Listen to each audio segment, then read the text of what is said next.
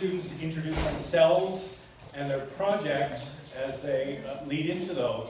Let me tell you just very quickly what the format is. After the presentation, we will open up to questions from the broader audience. That's going to last maybe 10 minutes or so. After that, we're going to ask you to leave, very politely ask you to leave, because the senior seminar will then convene and do a peer review. And so his classmates have an opportunity to ask those questions.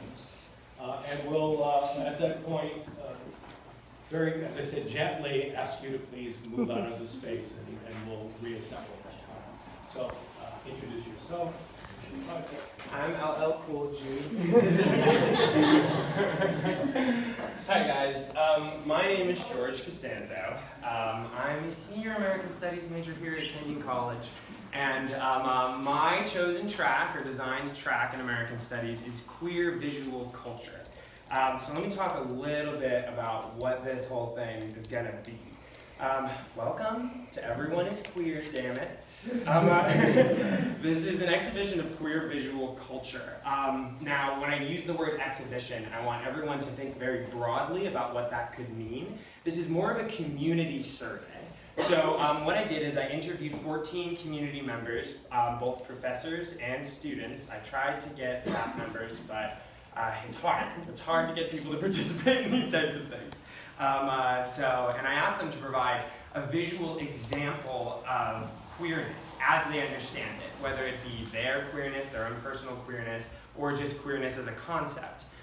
Some of the objects on the wall around you are works done by artists for this exhibition. Some of them are works done by artists and then given to this exhibition.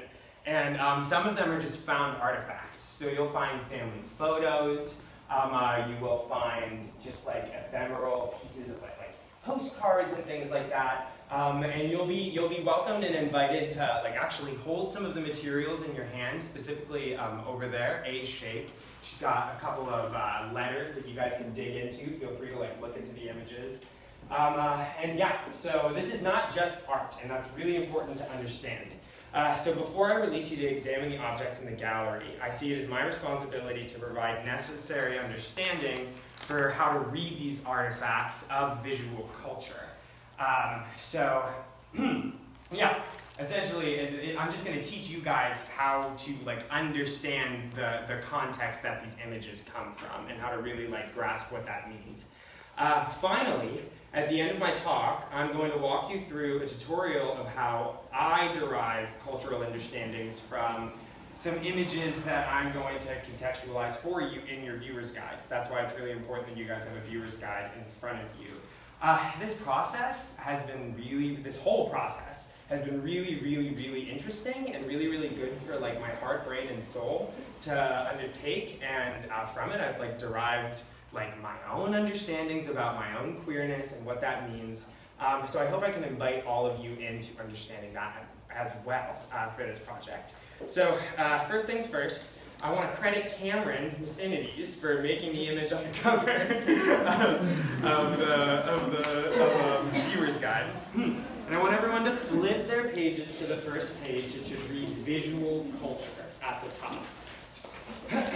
Okay, so another thing that you guys are going to have to come to understand very quickly is that this will be an interactive presentation.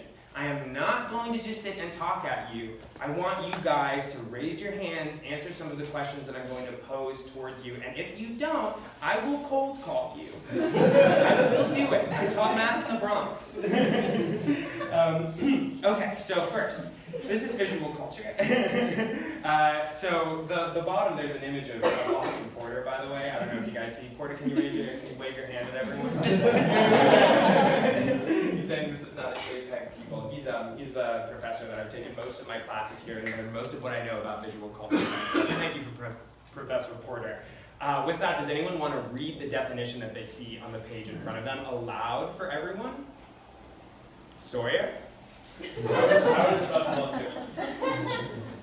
Although images of all kinds have long served as illustrations of arguments made discursively, the growth of visual culture as a field has allowed them to be examined more in their own terms as complex figural artifacts or the stimulants to visual experiences. Martin J.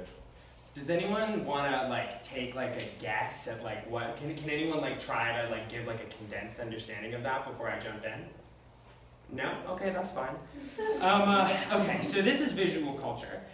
Essentially, it's the practice of understanding that like images such as the ones in this exhibition and the ones in art galleries are not created in a vacuum, and therefore are influenced by the social and political climate of the times that they come from, of the times that those images are produced.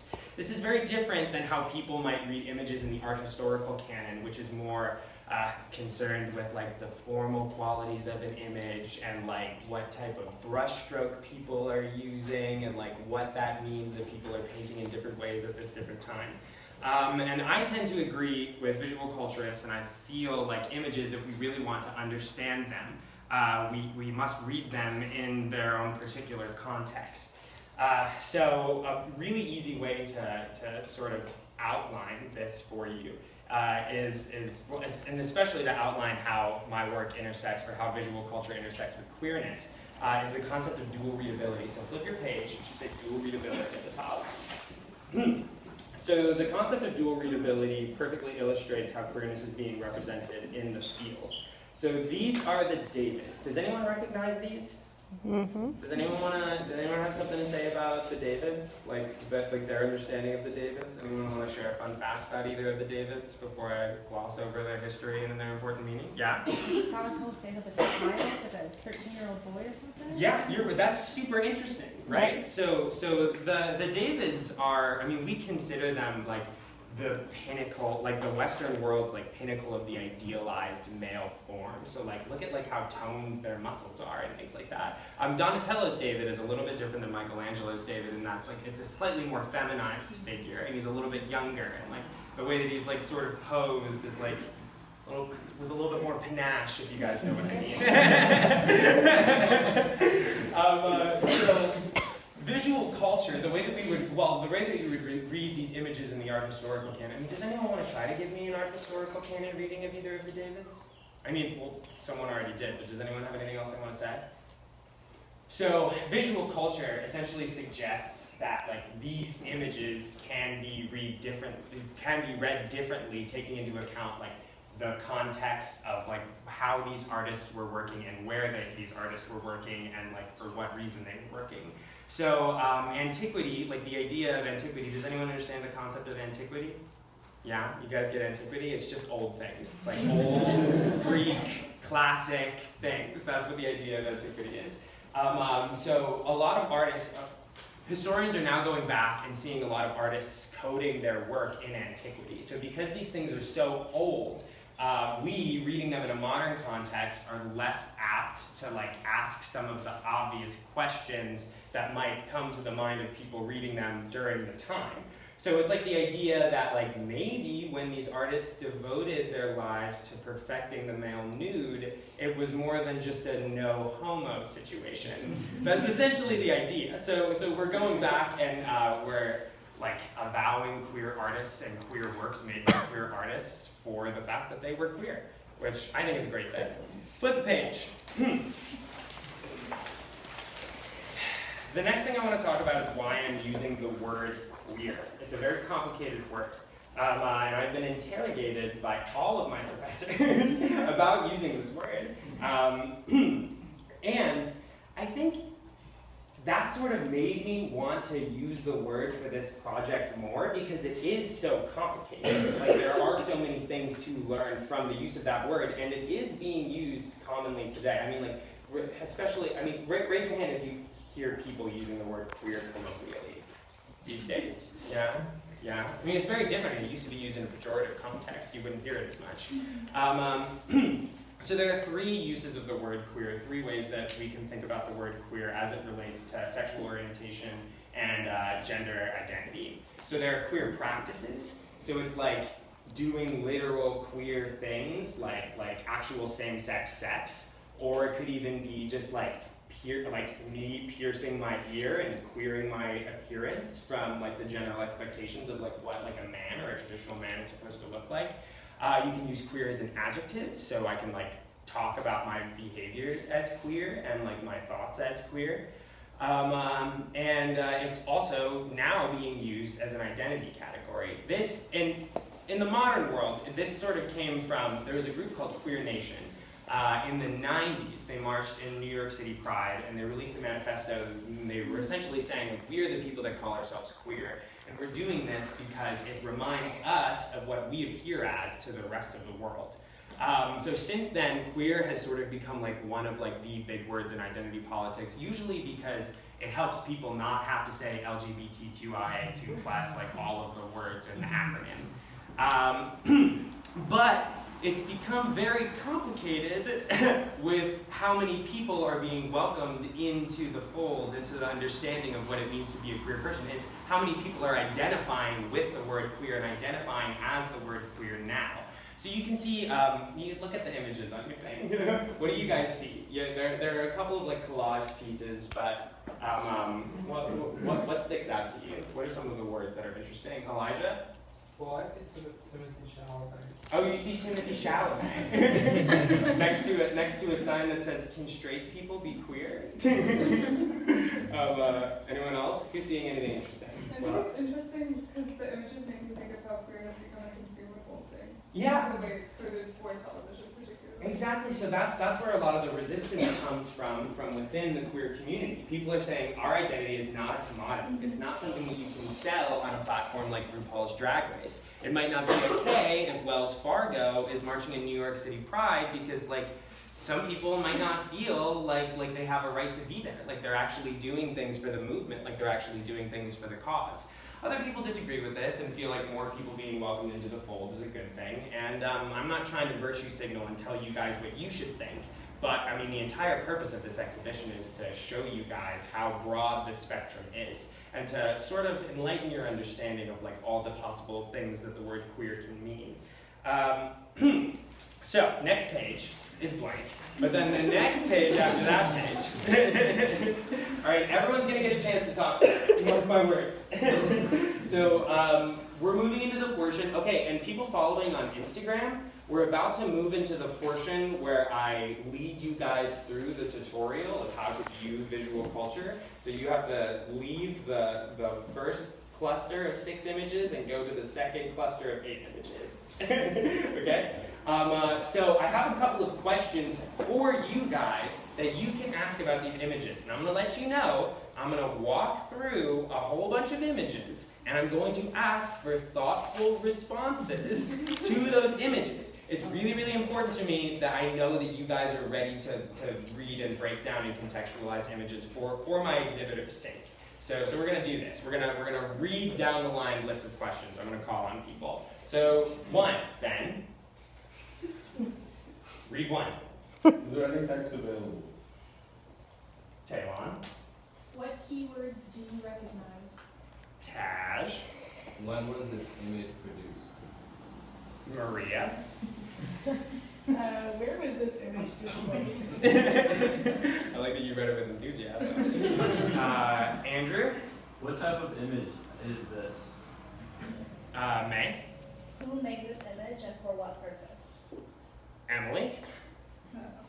Are there figures portrayed? How are they positioned? Who are they? Mom. What is the overall emotion conveyed by the image? Porter.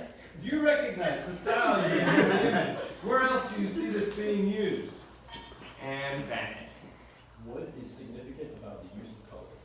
Remember these questions because they will help you when I'm standing up here awkwardly waiting for someone to raise their hand, okay? The next page, so this is a RuPaul's Drag Race reference. There's RuPaul in the corner and he's saying, because reading is what? And all the drag queens are saying, fundamental. Now what this means in a drag context, it's about drag queens tearing each other down for their appearance in like artful, funny ways. But in this context, reading is fundamental. Reading the text, reading every text available to you is one of the most important things you can learn about contextualizing images. So we're gonna practice this mantra really quick. I'm gonna say because reading is what? And everyone's gonna say fundamental, right? Okay. Because reading is what? Fundamental! You guys make me feel like RuPaul.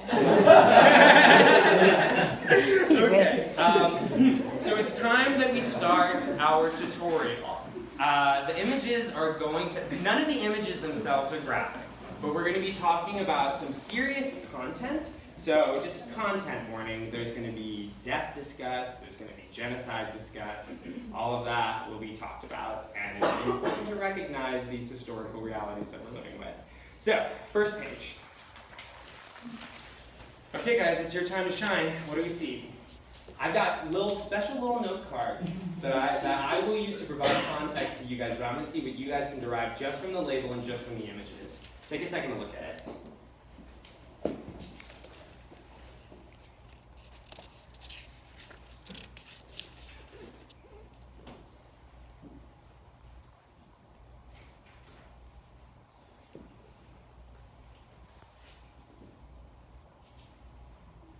Liam? Well, the first question is there any text available?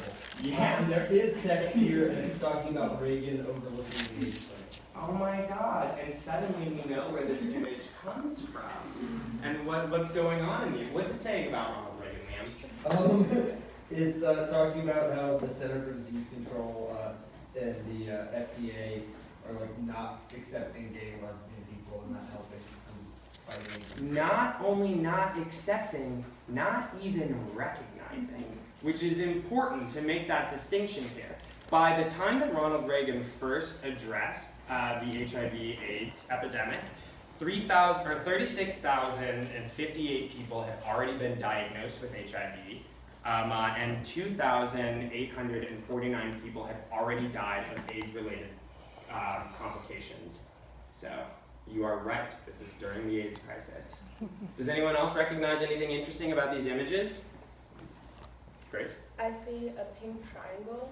Uh-huh. I'm sure you'll correct me if I'm wrong, but I believe that that's what was used to mark queer people during Homosexuals, the Holocaust. specifically. Okay. But aside from that vocabulary switch, excellent, 100%. So this was a reappropriation of the pink triangle that was worn by homosexual people during the Holocaust.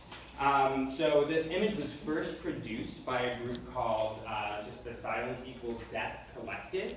And they essentially flooded the streets of Manhattan with these posters. They were really, really easy to recognize. If you got up close, you could see exactly what they were talking about. The message wasn't so blatant that people were worried that they had to tear them down right away. And this started to raise awareness. A year later, a group called ACT UP took this. So, okay, let me ask you guys, let me see if I can guide you guys to this understanding. What is so beneficial about having such a simple image? I mean, it's really only a pink triangle surrounded by negative space and a little bit of text. What can you do with images like this? Cameron? It feels like a logo. It's very easily reproducible. Exactly. It's a logo. Very easily reproducible, and it was. That's actually how ACT UP used this image a year later. They printed this on buttons, t-shirts, they made more posters, more flyers, they put it on signs. There was eventually like displays erected in like the new museum that like literally referenced this specific poster, a pink triangle saying silence equals death. And that's because their like marketing tactic worked. People started to understand and people started to like become aware of the AIDS crisis. Actually now, this is where historians credit homosexuals or queer people or LGBTQIA2+ people being welcomed into the fold of identity politics was from the personal narratives that came from the AIDS crisis. People stood up, started telling their stories, and people started recognizing them as an oppressed class of people. And now we think of the queer identity or the homosexual identity, what it means to wear that identity. So yeah, next image. This was excellent foreshadowing, Grace. What do we see here? You guys already know a little something about this image because of one of your extra smart classmates. Ben? I see a chart of prisoner markings used in German concentration camps. That is exactly what this is. Anyone else see anything interesting? I'll give you a hint. You can flip to the next page because there's a version that's translated into English and it's a little bit easier to read. But I wanted to give you the original image from the U.S. Holocaust Memorial Museum because these types of things were used as evidence by the United States when deciding whether or not to indict Nazi Germany. What do we see that's interesting? There's no reference to queer, it just says gay males. Yeah, it says gay males in the American translated version, so that's how we sort of commonly remember the Holocaust, is that homosexuals were put into concentration camps, at least that's what it says in the history books. And by homosexuals, I mean gay males. What else do we see? Anything interesting? Taylor? It's interesting that I didn't think about it before when we just saw the triangle, but there's like the markings for Jews section, so it's like part of the Star of David. Mm-hmm. Yeah, so that's interesting, and maybe a lot of this confusion comes from the fact that these images were black and white, but all of you probably know that Jews during the Holocaust were marked with the Star of David. Now, you all know that homosexuals were marked with pink triangles. There were other oppressed classes of people and other attacked identities that were marked with different symbols, but the pink one was for homosexuals. What they would do is, if there were intersections in your identity, like if you were a homosexual and you were Jewish, they would superimpose a pink triangle over a yellow triangle to make the Star of David. Now, I'm not 100% sure what the full utility of this was, but what I can tell you is that homosexuals were put into concentration camps in 1934, and Jews were put into concentration camps in 1938. So the way I make sense of this is homosexuals were being attacked by the Nazis because they couldn't procreate. So the idea was they couldn't contribute to the collective goal of achieving racial purity and like a best race in Nazi Germany. Jews were the target of genocide. So whereas homosexuals were sent to work camps where they were either worked to death, starved to death, or executed by firing squad, there was a special designation made for Jewish homosexuals and just Jewish people in general because they were funneled into the gas chambers. So because they took in homosexuals first, I think they needed to make that distinction to know whether or not they were going to kill these people. Okay, next image. We're going to contextualize a little bit, and we're also going to talk about some lighter subject matter. Everyone take a second to look at this image. Everyone take a second to read the text. And I'm going to ask you what you guys are all seeing here.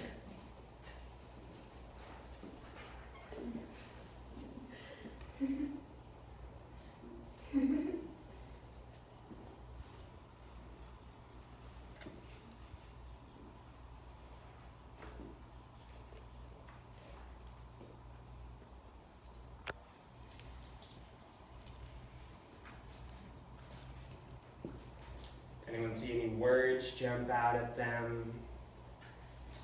Anyone confused? This phrase, the third sex. Ah, the third sex. So, this is a political cartoon drawn of a man named Magnus Hirschfeld. So I'm talking about Magnus Hirschfeld because he was amazing, and not enough people know about him because we're just starting to go back and revisit his history and his legacy now. But this is the man that's credited with universalizing the concept of homosexuality. Now, when I say universalize, I don't mean coined. The term homosexual was coined by a journalist. His name was Carl Marie Carpini. But Magnus Hirschfeld essentially devoted all of his scientific research to going around the world and proving that homosexuality was found in cultures everywhere. The use of the word third sex is because, and this is something that people now find kind of problematic about his defining of the homosexual category, he didn't consider homosexuals either males or females. It was a third gender variant category. So men, women, homosexuals. You can see this in different cultures at different times. This isn't a new concept to the West either. I mean, they talk about three genders in Plato's Symposium as well. He was a sexologist. That's, I mean, what we would sort of call him now. They actually would refer to him as the Albert Einstein of sexology, to which he would comment, I wish he were called the Magnus Hirschfeld of physics. I mean, he's a really funny guy. It's like those details that bring history alive to me. I mean, he also had a drag persona that he would perform under. He went by the name Auntie Magnesia, which I think is just so credible and so contemporary. And similar to how contemporary and incredible his ideas about drag and his participation in the world of drag are, his thoughts and his ideas and his goals were similarly, like, it seems like they were taken right out of our time if you look back at it. Magnus Hirschfeld started this scientific humanitarian committee, which is essentially the first homosexual rights advocacy group that was ever created. And they would use the phrase "staying silent is death." I don't know if silence equals death picked up on that, but I think it is interesting that they're using the same vocabulary and the same descriptions to talk about it in completely different time periods. He would take tours of bars with police commissioners, German police commissioners at the time, gay bars specifically, trying to destigmatize the homosexual population to German police. He did a pretty good job at it, too. You can flip the page. So, in the year 1919, that's the end of the First World War. Someone check my facts. Is that the end of the First World War? 1919, right? Yeah, 1919, end of the First World War. The Prussian government moves in and takes power over Germany. And by takes, I mean, that sounds a little harsh. They were actually being really nice about everything. So they made way for universal suffrage, so everyone was allowed to vote. And some of the German laws penalizing homosexuality, I mean, they didn't explicitly penalize homosexuality, but German laws penalizing queer acts or homosexual acts, they were just ordered to not enforce them. They were just trying to be super, super chill. A lot of people don't know this, but the couple of decades leading up to the Holocaust were some of the most liberal years in the Western world. So, with this, Magnus Hirschfeld opened up a research institute, which is on, if you guys open up your books all the way, you can see pictures of Magnus Hirschfeld and his homies at a costume party. And you can see the Institute for Sexual Wissenschaft. Does anyone know how to speak German? Can anyone pronounce this in German for me? Porter, I know you know how to speak German. You actually did a pretty good job. You're so good. The Institute for Sexual Wissenschaft. And this organization did amazing, amazing things at the time. They gave homosexuals affordable housing. They gave them jobs. Magnus Hirschfeld also, while working in this institute, coined the term transvestite and provided the first successful sex change operation in Western history. This is happening in Berlin in the 1920s, which is crazy. He had these incredibly complex ideas about sexuality and gender that rival ours now. He thought about gender as a spectrum of experience. And he thought about sexuality as a spectrum of experience. This is something that doesn't even enter American discussions about sexuality until the 1950s with Alfred Kinsey, who took a lot of his work from Magnus Hirschfeld. So, the next page. Do you guys recognize these images? You probably do. These are probably the most popular images that I'm including in my viewer's guide. What are we seeing here? Someone want to raise? Let's go back to the hand raising thing. Eva? Book burnings during the Holocaust. Book burnings during the Holocaust. Actually, the U.S. Holocaust Museum says the burnings of books under the Nazi regime on May 10th, 1933 is perhaps the most famous book burning in world history. So, what you guys might not know about these images is that these are taken on the night when the Nazis stormed Magnus Hirschfeld's research institute, and all of the books being burned are from his personal library. So, I don't know, guys. I have to say, it kind of upsets me. It upsets me a lot because, one, we're 100 years behind now in Western thought, understanding sexuality and gender as concepts.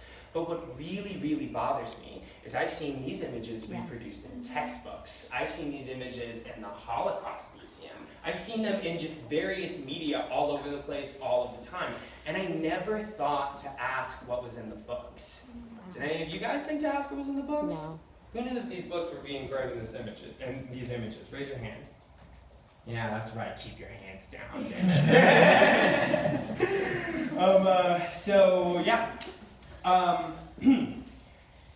I got to the point in my research when I realized that it was his personal library and it was all of that information that was being burned and I didn't even know about it. And I sat with that idea for a couple of days and then I realized something. So my question for you guys is, if the Nazis are burning all of Magnus Hirschfeld's research about gender and sexuality, whose definition of homosexuality did the United States predominantly inherit? Can someone answer this for me? Well, the Nazis. We're working with Nazi definitions of homosexuality, and it just seemed so clear to me as soon as I realized. And I want this to be understood. I am not trying to belittle the work of people done people producing images and raising consciousness during the 1980s as a part of ACT UP or the Silence Equals Death Collective. I'm drawing attention to the fact that they had to put the triangles back on their chest to show the American public that a genocide was happening on American soil. It's the only understanding of homosexuality that we had at the time. It's what they had to do. And now we're here and we're having all of this strife understanding who comprises the queer identity. And what I want everyone to understand is while that pink triangle is like a snappy, easy to use symbol that you can reproduce and send out a message with, one cannot circumscribe an entire meaning of an entire identity category into one simple triangular image. We have to go back and ask ourselves what was in the books to actually get an understanding of what homosexuals meant at the time and what homosexual might mean in the future, or what queer might mean in the future.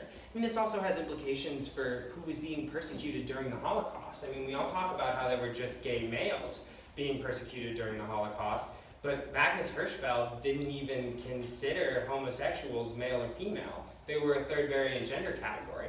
Oh, and I forgot to explain, to add insult to injury, after they burned all of his books, they kept a couple of his medical records to make the pink lists, which are the lists that they use to imprison people in Germany, for imprison homosexuals in Germany during the Holocaust. So yeah, that's, that's pretty much the brunt of my research. And from this I sort of came to understand that queer is complicated. Sexuality and gender is complicated. And what I hope you guys understand is that this is not going to give you the answer for what a queer person is or what a queer person looks like. No simple image or simple text is going to be able to tell you that. But we all have to read and try to learn and try to rebuild these histories that have been erased. Because reading is what? Fundamental. That's right, I knew you were all still paying attention. Okay, so with that, I'm going to leave you guys 15 to 20 minutes to look at all of the objects in the gallery. And after that time, I'm going to come back and I'll answer some questions.